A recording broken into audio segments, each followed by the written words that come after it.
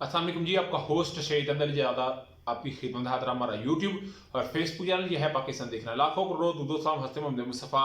सल्लल्लाहु अलैहि वसल्लम और आले मोहम्मद पर। अच्छा, एक होता है यू टर्न, एक होता है एक्स टर्न। यू टर्न से या एक्स टर्न से भी कोई बड़ी अगर कोई टर्म है तो वो लाजमी आप मुझे कमेंट बॉक्स में आपने बताना है, क्योंकि इस वक्त इस पीडीएम में जो 13 रुकनी एक इत्तेहाद है, आज उन्होंने जिस तरह अपने आप को अदालत में पेश किया है और जिस तरह अदालत ने इनको कटहरे के अंदर बुला के कुछ बातें की हैं, सूरत इंतहाई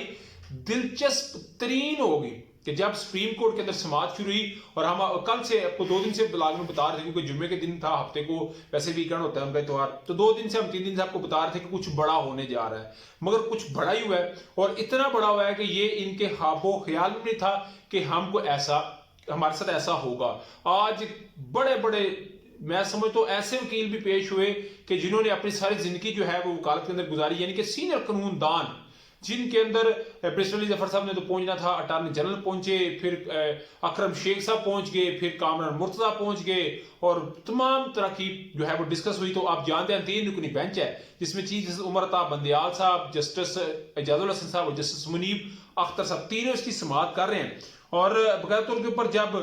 बात शुरू हुई तो इससे पहले आप जानते हैं कि पाकिस्तान मुस्लिम नवाज ने पेड कंटेंट चलाया सोशल मीडिया पे, मेन स्ट्रीम मीडिया पे अपने माउथ पीस और जानशीन मीडिया ऑफिस के जरिए पूरे तरीके से मिलायन करने की कोशिश की। और आप जानते हैं ना, फट्टे पे फट्टा चढ़ा नवाज शरीफ का, फट्टे पे फट्टा चढ़ा मौलाना फजल रहमान साहब का, फट्टे पे फट्टा इतवार का कल जो इनका मॉडल टाउन के अंदर इजलास हुआ और इससे पहले जो पीडीएम का इजलास हुआ कि हमने बाइकाट कर देना है, हमने किसी सूरत पेश नहीं होना, यहां तक फीड करवाया गया मीडिया के थ्रू, यहां तक सोशल मीडिया पे चलवाया गया कि जी अटॉर्नी जनरल साहब जाएंगे और कहेंगे कि हम इस 3 रुकनी बेंच पे इत्तेमाद ही नहीं करते। तो आज आमना सामना हो गया, अदालत क्या कहती है वो जरा सुनिएगा। बकाया तौर पे ये कहते थे कि जी हमने इस बेंच को नहीं मानना, और जब आज पहुंचे तो दलाइल देने का आगाज करने लगे अटॉर्नी जनरल, तो सबसे पहले चीफ जस्टिस उमर अता बंदयाल साहब ने रोक दिया। उन्होंने कहा जी रुक जाए, आप हमें पहले ये बताएं, हमें पता चला कि कुछ न्यूज के जरिए कि आपने हमारी इस कार्रवाई जो अदालती कार्रवाई इसका बाइकाट किया है। अगर आपने इस अदालती कार्रवाई का बाइकाट किया है तो फिर आप दलाइल क्यों दे रहे हैं, आप क्यों दलाइल देने के लिए पेश हुए? यही बात सेम जस्टिस मुनीब अख्तर साहब ने रिपीट की, जिसके ऊपर अटॉर्नी जनरल ने बकाया तौर पर यह बात की कि हमने कोई बाइकाट नहीं किया। अटॉर्नी जनरल ने यह बात की। पीडीएम के वकील जो फरूक एच नाइक साहब हैं उन्होंने बात की, उन्होंने कहा जी हमने तो कोई ऐसा, पीडीएम ने तो कोई ऐसा बयान नहीं किया, यानी कि कल तक बड़े बड़े दावे करने वाले आज रेत की दीवार साबित हुए, चाहे वो अटॉर्नी जनरल हो, चाहे वो फरूक एच नाइक साहब हो पीडीएम के। आज उन्होंने बकाया तौर पर बात की जी हमने तो कोई इस पे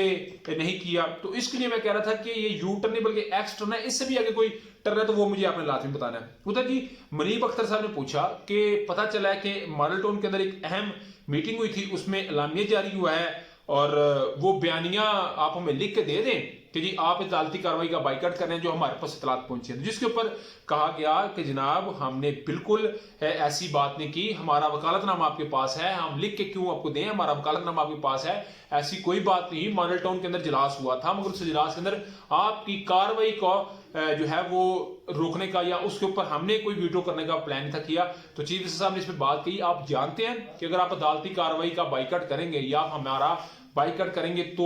क्या हो सकता है। यानी कि आज अदलिया ने बकाया तौर पे 3 जज ने ये डट गए हुए थे, उन्होंने कहा था कोई जाता है कोई जाए, कोई रुकता है रुके, आज हमने कोई फैसला दे के जाना है। मगर कुछ समाज से मुझे लग रहा है अभी रमजान का आप जानते हैं कि रोजे का भी टाइम हो गया, तकरीबन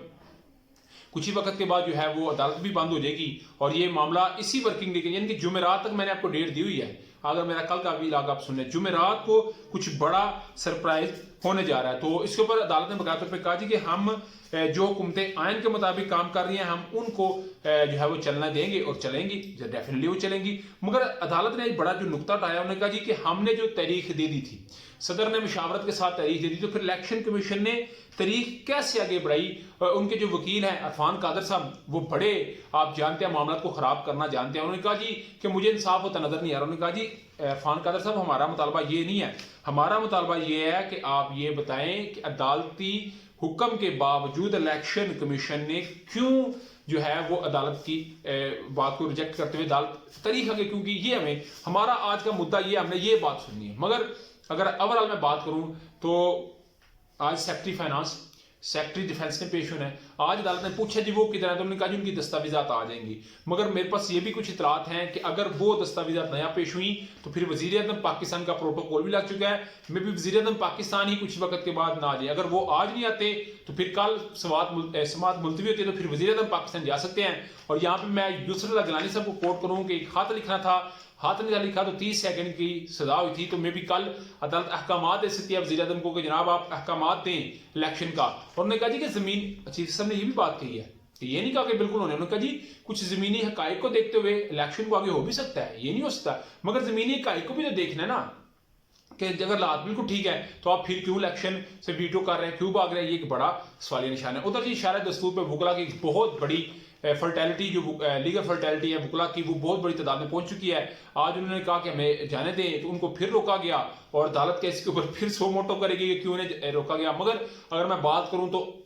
चीफ साहब और सुप्रीम कोर्ट के पीछे, जजेस के पीछे वकला की बहुत बड़ी तादाद जो है इस वक्त शरअ दस्तूर पे अपना एहतजाज रिकॉर्ड करवा रही है। और आप जानते हैं कि 2008 के अंदर एक अदलिया तहरीक चली थी, तो जिसने बहुत सारे सिस्टम को साथ बहा के ले गई थी और फिर कुछ लोगों ने बड़ी मजबूरी के साथ फैसले करने पे मजबूर हो गए थे। तो अभी तक का ब्लॉग था, अभी तक की अपडेट थी। ब्लॉग यूट्यूब चैनल पर लाइक सब्सक्राइब अपने दोस्तों शेयर कर दिया। नेक्स्ट तक के लिए होस्ट को जय